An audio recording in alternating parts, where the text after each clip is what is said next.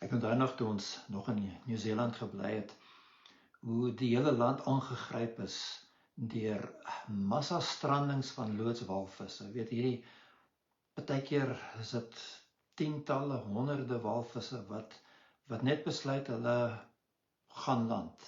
Jy weet, hulle spoel uit, het is asof hulle hierdie tot nog toe onverklaarbare vasberadenheid het om op die strand uit te spoel. En dan, wat aangrypend was, dat soveel vrywilligers strand toe stroom om hierdie imposante diere weer terug te help see toe. So hulle wag tot die gety reg is, en dan intussen moet die walvisse nat gegooi word, en dis 'n geweldige groot werk partykeer.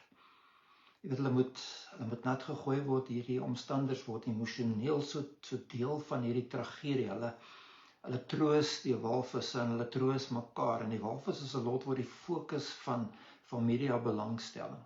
En dan as die omstandighede dan nog gunstig is, dan word hierdie walvisse teruggelei na die dieper water, waar hulle nou eintlik hoort. Die tragedie wat dikwels afspeel is wanneer hierdie diere weer terugdraai strand toe. Dis asof hulle gedryf word deur 'n onsigbare mag. Jy weet, en dis wanneer daar die hartroerende tonele afspeel op die strand, wanneer daardie vrywilligers wat soveel ure ingesit en met soveel sorg hierdie walvisse probeer red het, moet sien dat hulle pogings te vergeefs was. En as ons nou Paulus se brief aan die Galasiërs lees, dan kry ek die gevoel, dis iets wat hy moes beleef het, wanneer hy dink aan die gelowiges in Galasië. Jy weet, hy het hulle met soveel sorg bedien, en hulle het pragtig tot bekering gekom, en hulle het Jesus Christus as verlosser aanvaar, hulle het geglo dat hulle gered word uit genade, hulle aandeel was om te glo God het die werk gedoen. Dit is eers later toe dan 'n Joodse gelowiges bykom, na Paulus al weg is, en hulle kom aandring dat die Galasiërs se geloof is onvolledig. Weet, om God regtig te behaag, het hulle vir die mense geleer, moet hulle nog dinge doen, hulle moet ook die Joodse wette onderhou. En so leer hulle dat die Galasiërs, die mans moet besny word, en hulle moet die 10 gebooie hou, dan moet hulle die res van al daai 100 Ou Testamentiese wette hou, dis sabbate, en dis heilige feesdae, en dis reëls oor wat hulle mag eet en nie mag eet nie, lang lyste moets en moenies. En dan eers sal God tevrede wees met hulle. Paulus se mening oor al hierdie dinge is baie duidelik. Hy sê dan Galasiërs 4 vers 11, ek vrees dat ek miskien te vergeefs aan julle gearbei het. Ek is so besorg oor dat alles wat ek gedoen het om julle te bedien te vergeefs was. En ek dink hier is 'n boodskap wat baie meer relevant vir die kerk is as wat ons op die oog af besef. En ek sal graag wil dat ons net eers na die woord hierso kyk, na hierdie skrifgedeelte Galasiërs 3 en Galasiërs 4, en dit in konteks bestudeer, en dan dit bietjie deurvoer na waar die kerk vandag is, en waar baie gelowiges, en miskien jy vandag is. Nou Paulus se mening, ek vrees dat ek miskien te vergeefs aan julle gearbei het, en dis weet heeltemal wat hy sê is, wat gebeur het hierso is 'n miskenning van God se hart vir sy kinders. Die detail wat hulle byvoeg by die basiese evangelie, dink ek mag dalk anders lyk in vandag se kerk. Dit maak nie saak wat jy byvoeg nie, dis dat jy byvoeg dat Christus, jou geloof in Jesus as redder, nie genoeg is nie, maar jou aandeel word so belangrik. Enigiets wat 'n mens moet doen om God se guns te wen, God se seën te kry, is vir Paulus totaal en al in stryd met die evangelie van genade.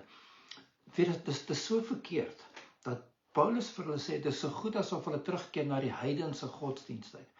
Ek lees gou hierdie versie vir jou. As ons dit verstaan, dan besef ons hoekom hy so ontsteld is. Hy sê maar destyds, dis nog Galasiërs 4 vers 8 en 9, destyds, toe julle God nog nie geken het nie, het julle die gedien wat van nature geen gode is nie. Maar nou, dat julle God ken, of liewer deur God geken is, hoe keer julle terug tot die swakke en armoedige eerste beginsels wat julle weer van vooraf aan wil dien? Hoor wat Paulus sê. Hy sê, as julle die wettiese godsdienst van die Jode aanvaar, is dit asof julle rug draai op Jesus Christus en terugkeer na die heidense godsdienste van wat julle voorheen so aangehang het. Jy sien, hulle wil God tevrede stel en hier's 'n waarheid hierin wat 'n mens moet snap. 'n Mens kan God nooit met 'n klomp uiterlike reëls en regulasies behaag nie. God stel nie belang in jou godsdienstigheid nie. En of ons nou vashou aan die gebooie van die Ou Testament en of ons nou vashou aan die vroeëre heidense godsdienste wat ons gedoen het, maak geen verskil vir God nie. Dit is belangrik dat ons dit besef. Of jy nou dink ek met die Ou Testamentiese wette onderhou, en of ek nou dink ek kan teruggaan na die ou godsdienst van die afgoderry, maak geen verskil vir God nie. Dis godsdienst, 'n godsdienst kan jou nooit red nie. Jy het 'n verlosser nodig en ons het reeds een. Jesus Christus wat aan die kruis vir ons gesterf het en dis voldoende vir ons redding. Ons kan niks daar byvoeg nie, ons kan dit net aanvaar. God wil ook nie enigiets meer hê nie. Ek dink in Galasiërs 3 en 4 is daar so 'n paar kosbare waarhede wat werklik die moeite werd is om oor te besin. Paulus gebruik hier so 'n pragtige beeld en dit kom hierop neer dat God aan 'n mens 'n nuwe status voor hom gee. Hy gebruik 'n baie alledaagse praktyk in die Romeinse kultuur wat ons nou glad nie verstaan nie, en dis eers as ons die agtergrond verstaan, dan gaan hierdie hoofstuk vir ons oop. Daar kom 'n punt, en dit was nou in die Romeinse tyd gewees, nee, wat 'n pa bepaal, sy seun is nou reg om as volwasse beskou te word, en dan het hulle 'n bepaalde seremonie gehad daaroor. Hulle het gepraat van die toga virilis seremonie. Nou my Latyn is sekerlik nie korrek hier so nie, maar jy kry die idee. Die toga virilis seremonie. Sy lesers in Galasië, hulle sou definitief baie duidelik verstaan het wat hy bedoel. So wanneer 'n Romeinse seun so tussen 14 en 17 is, nou gewoonlik was dit so 15 of 16 jaar oud, het hy amptelik sy kinderjare agtergelaat. Nou het hulle hierdie seremonie gehad en dit bestaan uit 2 dele. Die eerste fase het plaasgevind by die huis. Daardie Romeinse seun sal ontslae raak van alles wat gewys het dat hy 'n kind is. Nou hy het 'n bula gehad, dit was so 'n beskermende hangertjie wat hy van sy geboorte gedra het. En hy haal sy bula af. Dikwels het hulle dan nou daardie bula in die huisgehore geoffer. So het hy ook sy toga gehad. Nou, hy het 'n wit toga met 'n persrand aangehad wat gewys het dat hy 'n kind is. Hy trek hierdie wat hulle genoem het die toga praetexta. Hy trek dit uit want hy het dit nie meer nodig nie. Selfs sy speelgoed, selfs van sy kinderklere, dit alles is alles eenkant toe geskuif. Hulle het gewoonlik maar vir die huisgode geoffer. Skielik kan verstaan ons wat Paulus gesê het in 1 Korintiërs 13 vers 11. Want nou dat ek 'n man is, het ek die dinge van 'n kind afgelê. Ek het hierdie toga praetexa, wat genoem word die kleed van voorbereiding, uitgetrek. Ek is klaar daarmee, klaar met my beskermende hangertjie wat wys ek is 'n kind, klaar met my speelgoed, alles wat wys ek is 'n kind. Want ek betree nou die volwasse lewe as 'n man. Die tweede deel van hierdie seremonie was wat nou in die openbaar plaasgevind het. So sy pa vat hom na die forum en dikwels ook die kapitool. Dis nou maar waar die amptelike, burgerlike lewe dinge gebeur het. En die pa maak 'n openbare erkenning dat hierdie seun nou 'n jong man is wat sy volwaardige plek kan inneem as 'n Romeinse burger in die samelewing. Dit is nou wat hy dan nou amptelik toetree tot die verantwoordelikhede en die voorregte as 'n volwasse persoon. Hulle vier wat genoem word sy liberalia, sy vrywording. En hierdie is vir ons so belangrik as ons hierdie kan snap. Hulle vier sy vrywording. Voortaan is hy vry van wat genoem word sy tugmeester. Ja, Griekse grondtaal in die Bybel kry ons die woord paidagogos vir tugmeester. Letterlik, as ons dit vertaal, beteken om 'n seun te lei. Elke Romeinse seun dan het 'n tugmeester gehad. Nou 'n tugmeester was in die praktyk 'n opgevoede slaaf, iemand wat kon lees en skryf. En hierdie tugmeester, hierdie persoon was dan verantwoordelik vir die seun se opvoeding gewees. Tugmeester moes sorg dat hy skool toe gaan, dat hy leer en hy het volle gesag gehad oor die seun se opvoeding. Die tugmeester leer die seun wat reg is en hy dwing hom om te doen wat reg is. Hy leer hom wat verkeerd is en hy straf hom as hy dit doen. Maar nou alles verander wanneer die toga virilis seremonie plaasvind. Daardie oomblik wanneer die seun in die openbaar deur sy pa as volwasse erken word, verloor die tugmeester alle gesag. In die openbaar trek hy 'n nuwe kleed aan en dis die toga virilis, dis die simbool van sy volwassenheid. Nou hoor wat Paulus sê, en hy gebruik hierdie, en hy sê, as jy nog steeds die wet van die Ou Testament wil gebruik om God tevrede te stel, hy sê dan mis jy die punt. Galasiërs 3 vers 24 tot 26, die wet, 10 gebooie, in die Ou Testamentiese wet, die wet was dus ons tugmeester na Christus toe, sodat ons geregverdig kan word uit die geloof. Maar nou dat die geloof gekom het, is ons nie meer onder 'n tugmeester nie.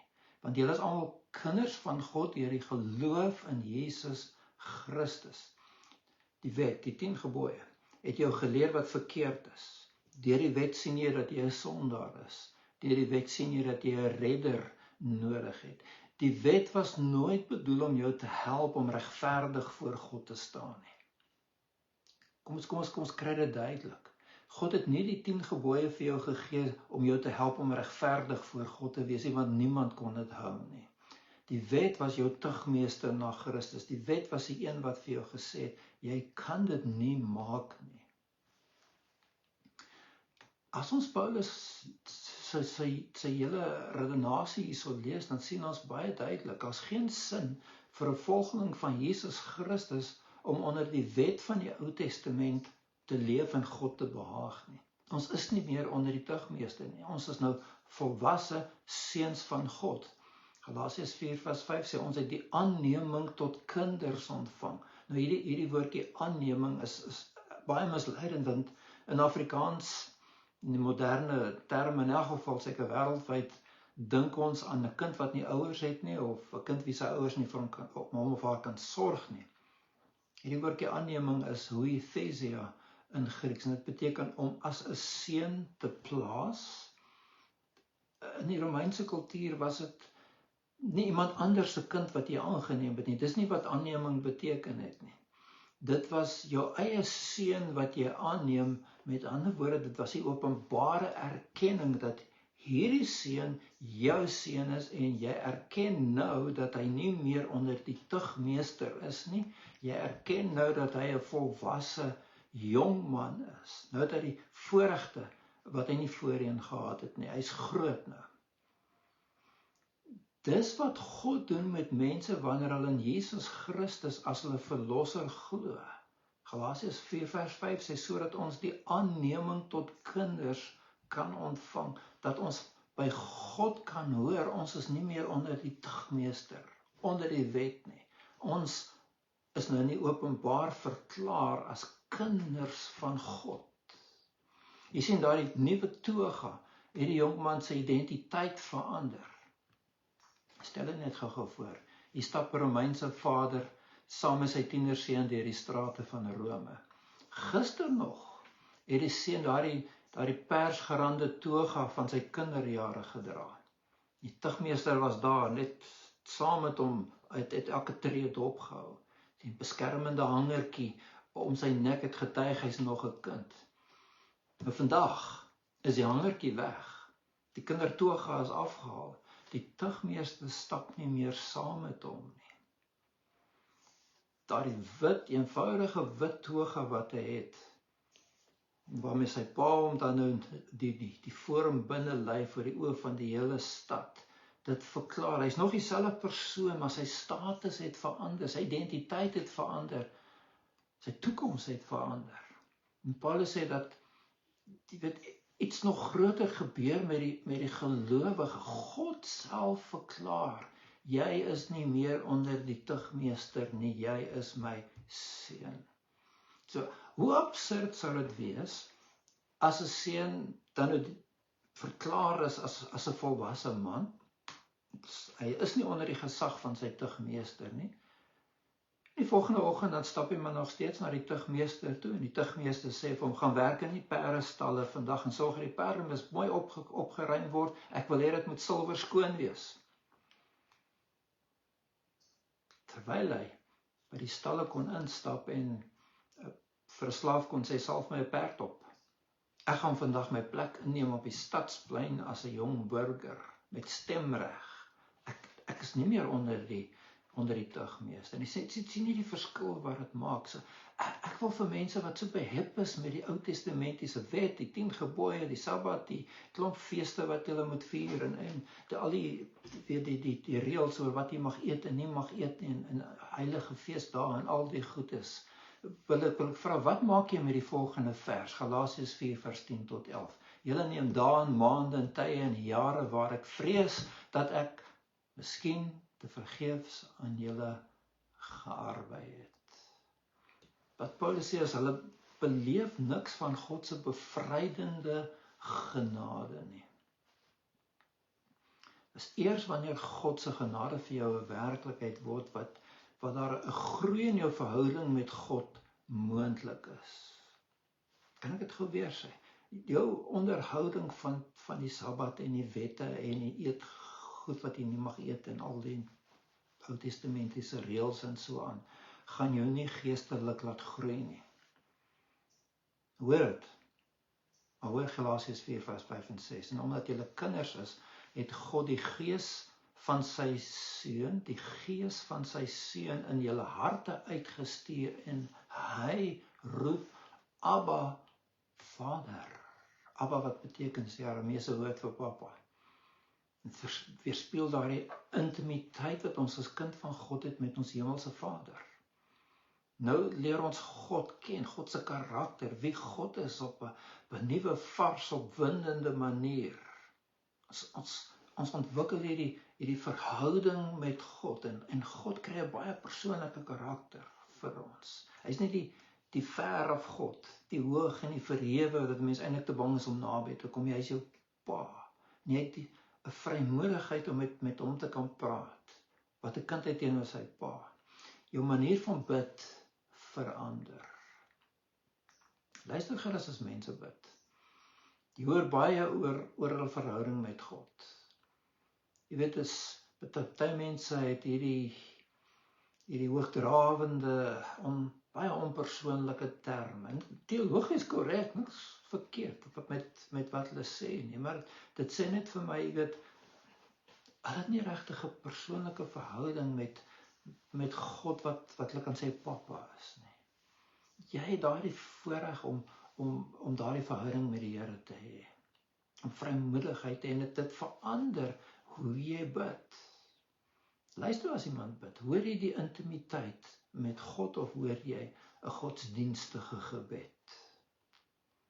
Baie keer klink dit amper asof mense bid om indruk te maak. Hulle praat nie met die Here nie. Solank jy nog besig is met jou godsdienstigheid, is daar nie ruimte vir 'n intieme verhouding met God. Jy beleef niks van God se genade en God se liefde. Jy beleef niks dat jy 'n kind van die Here is nie. Jy's so behep met wat jy moet doen, sodat God vir jou kan seën. Ek lees hier 'n baie interessante stuk. Nou, hier in Australië en New South Wales het ons wat genoem word die New South Wales Trustee and Guardian.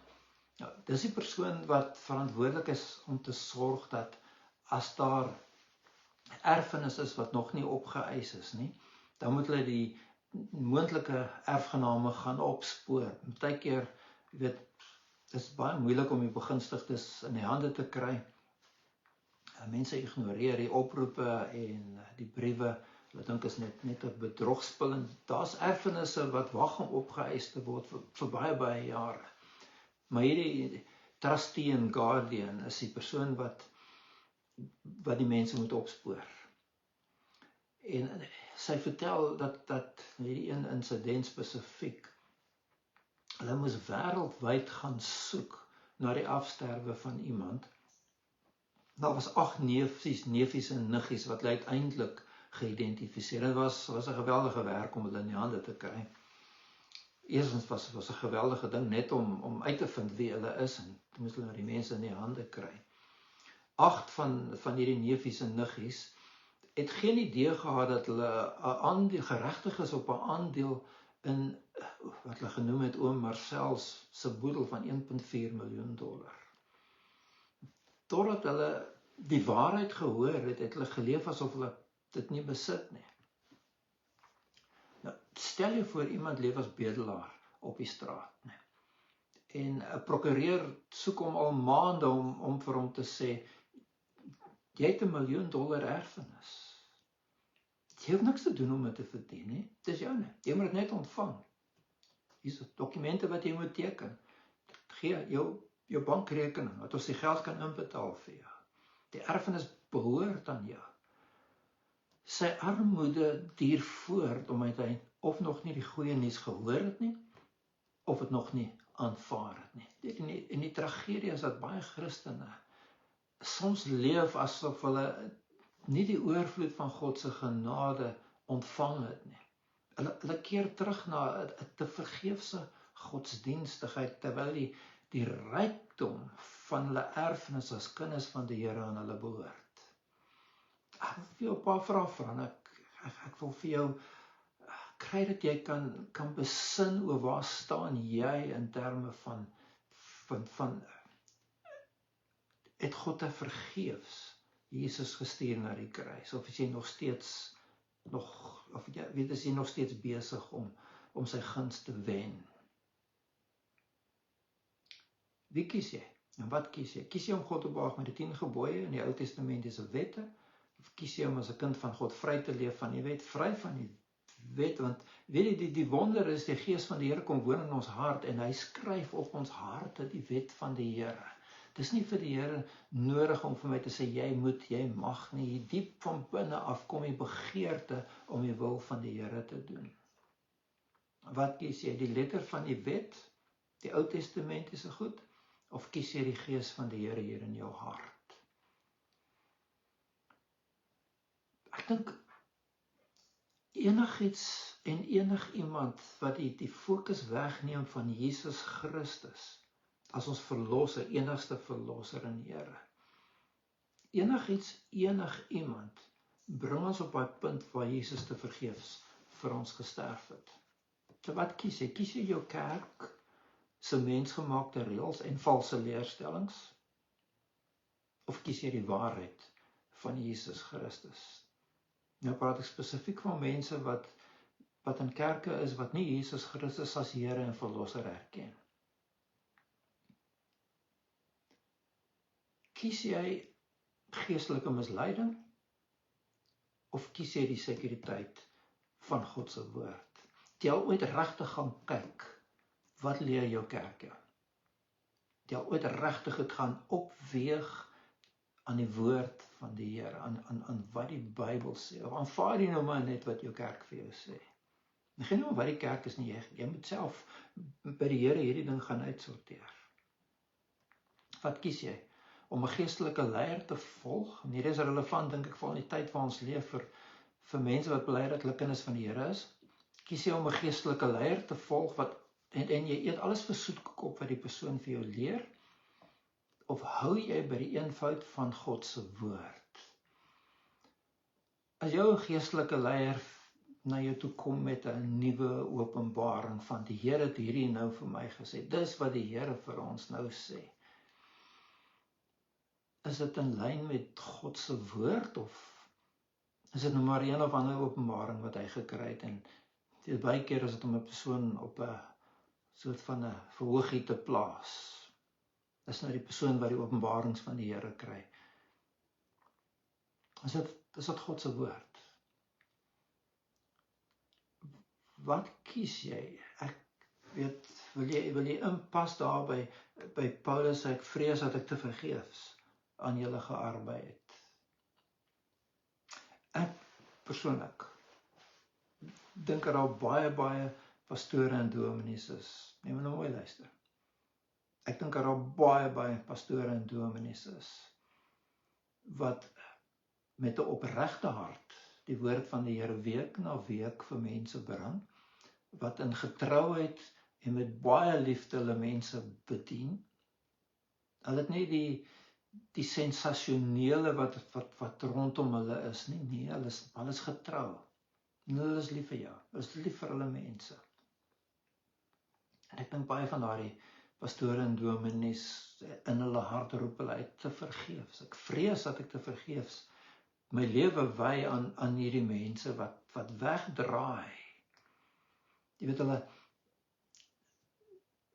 daar soveel kinders van die Here wat leiers volg, jy weet hulle gaan vir hierdie massa byeenkomste, vir die sensasie wat hulle beleef by hierdie massa byeenkomste. Maar is nie regtig Jesus Christus wat die eer kry nie. En luister mooi na jou geestelike leiers. As dit iemand is wat arrogant is, dan weerspieël hulle nie die hart van die Here nie. Hoor jy by jou geestelike leier die hart van God vir mense met seer? Of luister jy na 'n befaamde prediker wat mense se verering soek en mense se geld soek? Word jy geleer jy saai vir voorspoed? Jy dink jy saai vir voorspoed, weet jy, maar jy saai teleurstelling. Volg jy leiers wat voorgee dat die Here hulle kragtig gebruik, maar eintlik kyk jy die valsheid mis. Baie keer doelbewus, baie keer onbewus. Jy mag dalk 'n baie emosionele ervaring hê, maar jy groei nie in jou liefde vir die Here Jesus. Jy groei nie in jou toewyding aan die Here as jy net gaan vir ervaring. En week na week moet jy kerk toe gaan om 'n geestelike ervaring te hê. En dit gaan nie om Jesus Christus nie. Kom ek vra vir jou, wanneer laas het jou geestelike leier, jou pastoor, jou dominee, wat jy ook al of hom noem, of haar noem, wanneer laas het jy die evangelie van Jesus Christus gehoor? Ek wil net weer, wanneer laas het jy die evangelie van Jesus Christus gehoor? En dis die hartseer van soveel opregte geestelike leiers wat Jesus verhoog week na week, en dis nie genoeg vir die mense wat na hulle luister. Hulle soek iets anders. En ek wonder of die Here Jesus nie uitroep te vergeefs. Enigiets en iemand wat Jesus Christus laat vervaag, gaan jou nie geestelik soek nie. So wat is dit? Wat kies jy? En ek weet hierdie is 'n woord wat sekerlik nie goed aanklank sal vind by baie mense nie. Dis nie vir my belangrik as mense nie daarvan hou nie. Ek wil jy moet hoor wat die Here vir jou sê hierso. Of is dit waar dat oor jou geestelike lewe uitgeroep kan word? Ek vrees dat ek te vergeefs aan jou gearbei het. Ek wil graag vir jou bid. Vra dat die Here vir jou deur sy Gees sal wys waar jy staan in terme van God se woord en wat die Here van jou verwag verder. En so kom ons Here en ons kom buig Here voor U in afhanklikheid, in nederigheid, en ons het nodig om na U te kom en te sê, Here, help my om nooit Jesus Christus van die ereplek af te skuif ten gunste van 'n godsdienstige seremonie, reëls, regulasies, geestelike ervarings, geestelike leiers. Help my dat Jesus Christus altyd my Here en Verlosser sal wees, en hy's genoeg. En Here, U is genoeg. U is die weg, U is die waarheid, U is die lewe. Niemand kom na die Vader behalwe deur U nie. Dis, Here, al is dit net een persoon wat na my geluister het tot hier toe, en dalk miskien hoe geïrriteerd ook al is, maar as daar net een persoon is wat kan omdraai en sê, ek maak my los van al hierdie goedes om my vas te maak aan Jesus Christus my Here. Dan was hierdie boodskap die moeite werd. Help ons, Here, dat ons sal groei in ons intimiteit as kind van God. Sal leef in die vryheid wat U vir ons bewerk het. En nooit sal terugkeer na wettiese goed of dinge wat ek moet doen sodat U my seën. Dat ek die volle seën van Christus Jesus al klaar. Dis myne. Ons kom sê dankie daarvoor. Amen. Baie dankie dat jy saam geluister het. Mag die oorvloed van God se genade vir jou so 'n groot werklikheid wees dat jy oorweldig word deur sy liefde vir jou.